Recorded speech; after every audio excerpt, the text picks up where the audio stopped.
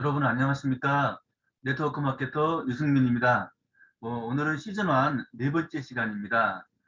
시즌 1 지금 5회까지는 기본기에 대해서 알아보고 있습니다.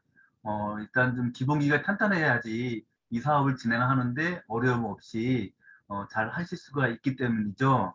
또 오늘은 제가 두 분을 좀 소개해 드리려고 하는데요. 현대의 정주영 회장님과 삼성의 이병철 회장님, 모두 두 분 다 지금은 돌아가신 분들이지만 그 두 분들의 좀 생을 잠깐 좀 돌아보고자 합니다. 이 우리나라 경제가 발전하는 데 있어서 많은 분들이 이 두 분을 말씀하시거든요. 아마 아마도 이 두 분의 공통점이 두 분 모두 아주 근면하고 성실했으며 또 국민들이 잘 살기 위해서는 경제가 발전해야 한다는 어떤 그런 확고한 신념이 있었기 때문에 많은 분들이 기억을 하고 있지 않나 싶습니다.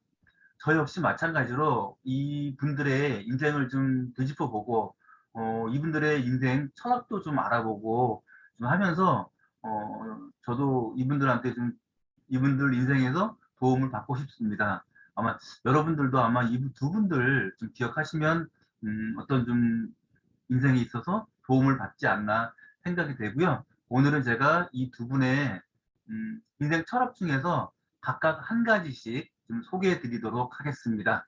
잠시 화면 같이 보겠습니다. 네트워크 마케팅 달인되기 승민TV 시작하겠습니다. 오늘 4강에서 제가 말씀드릴 것은요. 빈대 철학과 목계 철학입니다. 빈대 철학은 정주영 회장님 편이고 목계 철학은 이병철 회장님 편입니다. 어, 일단 정주영 회장님은 뭐 이 말이 너무 유명하죠. 시련은 있어도 실패는 없다. 아주 정주영 회장님을 대표하는 말이기도 하죠. 무슨 일을 하더라도 불가능은 없다라고 말씀하시면서 일을 추진하신 것으로 유명하고 특히 전 세계를 놀라게 했던 사건은 서해안 간척지 공사 중에 조류가 너무 세여서 지차만한 바위덩어리를 막 쏟아 부어도 모두 쓰러져 내려가자 모두가 다 불가능하다고 했을 때 회장님은 불가능이는 없다 하면서 폐유조선을 이용해서 물살을 막고 공사를 마무리 지었던 것은 전 세계를 놀라게 했던 일입니다. 해보지도 않고 처음부터 안 된다고 포기하는 직원들에게 하시던 말씀이 하기는 해봤어. 이 빈대만도 못한 놈아인데 이는 빈대에게서 배운 교훈입니다. 잠시 후에 제가 이 빈대처럼 말씀드리고요. 그다음에 이병철 회장님은 대표하는 표현은 경청이죠. 생전에 항상 하시던 말씀이 말 많이 하지 말아라, 들어라. 즉 경청을 강조하셨던 분입니다. 그리고 이분의 철학 중에 한 가지가 운둔군입니다. 즉 성공하려면 운이 있어야 하고 그 다음에 둔해야 하고 근면해야 한다는 것입니다. 그 중에서 오늘 제가 말씀드리려고 하는 것은 둔에 관한 것입니다. 자, 먼저 정주영 회장님의 빈대 철학입니다. 정주영 회장님께서 현장에서 근로자들과 같은 숙소에서 지냈을 때 일입니다. 일을 마치고 잠들려고 하면 빈대 때문에 잠을 이룰 수가 없었습니다. 그래서 잠자리를 침대로 옮겼더니 한 사흘 정도는 잠을 잘 수가 있었는데 또 며칠 지나자 빈대들이 침대 다리 위를 기어 올라와서 무는 바람에 또 잘 수가 없었답니다. 그래서 이번에는 침대 다리 네 귀퉁이에 물을 담은 대야를 괴어놓았더니 빈대들이 물을 건너지 못해 며칠 동안 편안하게 잠을 잘 수가 있었습니다. 그런데 며칠이 지나자 또 빈대가 물기 시작하더라는 겁니다.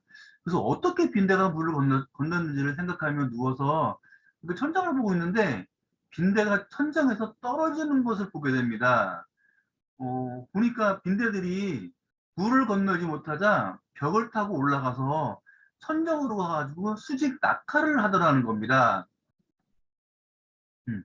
그래서 이에 정주영 회장님은 천장에서 수직 낙하까지 하면서 목적을 달성하는 빈대의 끈질긴 행동에서 교훈을 얻게 되죠. 그래서 중도에 포기하는 사람들을 보면 하기는 해봤어. 이 빈대만도 못한 놈아 라는 말씀을 하시기 시작했다고 합니다. 빈대도 자기 목표를 향해서 저렇게 노력을 하는데 인간이 한번 해보지도 않고 안 된다고 포기하면 이게 인간이냐라고 하면서 직원들을 많이 격려 또 독려하셨다고 합니다. 그래서 목표를 향해 끈질긴 노력을 하는 빈대에게서 교훈을 얻고서 확인을 해봤어 라는 말씀을 하시게 됩니다. 그다음에 정주영 회장님은 우리가 이제 이분을 기억하면서 명언들이 굉장히 많죠. 그래서 제가 한번 이분의 명언을 기억해서 우리가 알고 있는 것만으로도 많은 도움 받을 수 있을 것 같아서 제가 지금 몇 개 준비해 봤습니다. 우선 시련은 있어도 실패는 없다. 가장 대표적인 말씀이죠. 그다음에 확인을 해봤어. 그다음에 어떤 실수보다 치명적인 실수는 일을 포기해버리는 것이다. 그다음에 사업은 망해도 다시 일어설 수 있지만 인간은 한 번 신용을 잃으면 그것으로 끝장이다. 무슨 일이든 할 수 있다고 생각하는 사람이 해내는 법이다. 의심하면 의심하는 만큼밖에 못하고 할 수 없다고 생각하면 할 수 없는 것이다. 부자가 되는 것은 등산과 같다. 한 발 한 발 가다가 돌부리에 넘어지고 하면서 포기하지 않고 끝까지 가는 것이다. 이 말씀은 정재영 회장님이 어느 초등학교에서 초등학교 아이들하고 같이 이야기를 나누다가 어떤 이제 꼬마 아이가 이제 질문을 했다고 합니다. 회장님한테 어떻게 하면 부자가 될 수 있어요? 라고 말하자 그 어린 학생한테 해주셨던 말씀이라고 합니다. 그다음 담담한 마음, 맑고 깨끗하고 정직한 마음을 가집시다. 담담한 마음은 당신을 굳세고 바르고 총명하게 만들 것입니다. 그다음 읽은 천하 문안사, 한결같이 부지런하면 천하에 어려운 일이 없다. 물론 이 말씀은 안중근 의사께서 이제 쓰신 글이죠. 글귀를 이분이 항상 이 벽에 이게 같이 걸어놓고 휘호로 걸어놓고 항상 이렇게 마음에 새겼다고 합니다. 스스로 운이 나쁘다고 생각하지 않는 한 나쁜 운이란 없다. 길이 있으면 길을 찾고 찾아도 없으면 길을 닦으면 나가야 한다. 역시 정기영 회장님 다은 말씀이죠. 머리는 생각하라고 얹어놓고 있는 것이다. 모자만 쓰라고 있는 것이 아니라는 뜻이었다고 합니다. 나는 어떤 일을 시작하든 반드시 된다는 확신 90%에 되게 할 수 있다는 자신감 10%로 완벽한 100%를 채우지 안 될 수도 있다는 회의나 불안은 단 1%도 끼워넣지 않는다. 예, 이런 굉장히 아주 유명한 말씀 나누셨고, 제가 좀 전에 서두에서 말씀드렸던 그 서산 간척지 물막이 공사할 때 전 세계를 놀라게 했던 그 일화도 있고, 또 이제 이분은 평생 구두 3컬레를 신으셨다고 해요. 그래서 닳지 않도록 밑바닥에 징을 박아가지고 30년간 구두 3컬레를 신으셨다고 합니다. 그리고 이제 현대조선, 그 조선 처음에 배를 수주할 때 조선소도 없이 그냥 허허 벌판만 있을 때 배를 수주했다고 합니다. 정말 말도 안 되는 일을 가능하게 했던 분인 것 같습니다. 그리고 84세 때 소떼 500마리를 몰고 방북을 하셨죠.